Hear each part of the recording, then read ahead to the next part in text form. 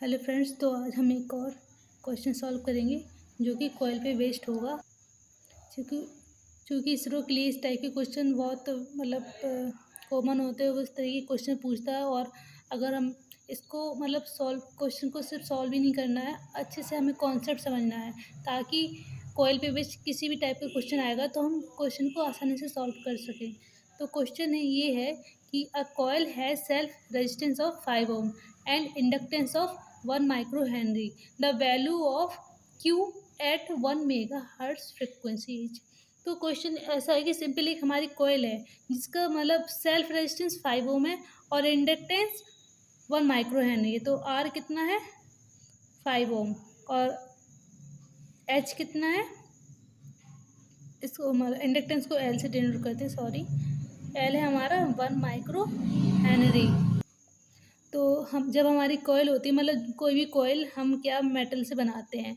तो जब मेटल को हम कॉइल को इस फॉर्म में बनाते हैं, बाइंडिंग करते हैं, तो क्या होता है कि जब भी हम इसमें सप्लाई देते हैं ना, तो इसमें मैग्नेटिक एनर्जी बनती है, मैग्नेटिक एनर्जी स्टोर करता है ये।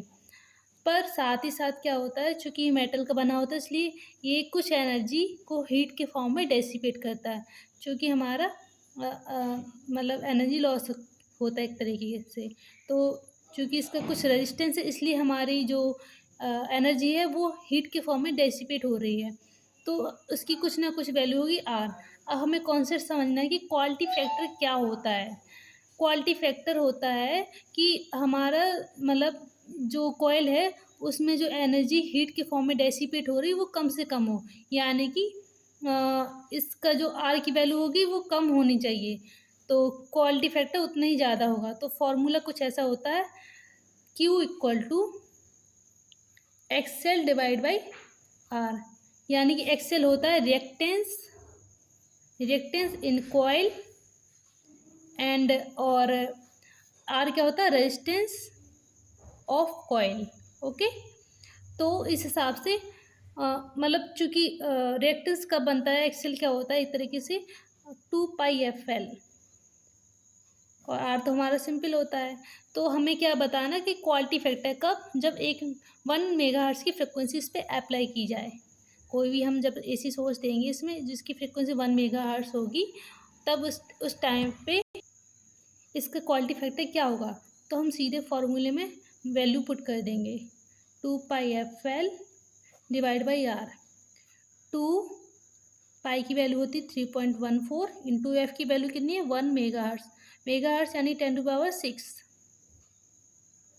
और एल कितना है हमारा 1 micro Henry, it means 10⁻⁻6। Micro को हम नॉर्मल में कन्वर्ट करेंगे, डिवाइड बाई आर हमारा कितना दिया है 5 ओम। क्योंकि रेजिस्टेंस ओम में तो हमें इसकी यूनिट चेंज करने की कोई ज़रूरत नहीं है। तो क्यू की वैल्यू चूँकि 10⁻6 है और 10⁻6 है, ये से कैंसिल। 3.14 इंटू 2 कितना हो जाएगा हमारा, डिवाइड बाई 5, यानी कि क्यू की वैल्यू आ जाएगी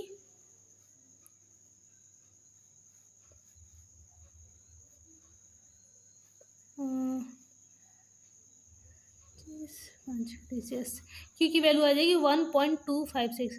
क्योंकि जो भी हमारे ऑप्शन दिए हैं उसमें से ये बिल्कुल भी मैच नहीं कर रहा है, यहाँ पे 200, 140 नन। तो इसका आंसर हमारा डेफिनेटली नन होगा, 1.256 इसका एग्जैक्टली आंसर है, यानी इसकी क्वालिटी फैक्टर 1.256 है। तो इस हिसाब से हम माने तो चूँकि क्वालिटी फैक्टर की वैल्यू बहुत कम है, इसका मतलब ये हमारी कॉइल बहुत अच्छी नहीं है।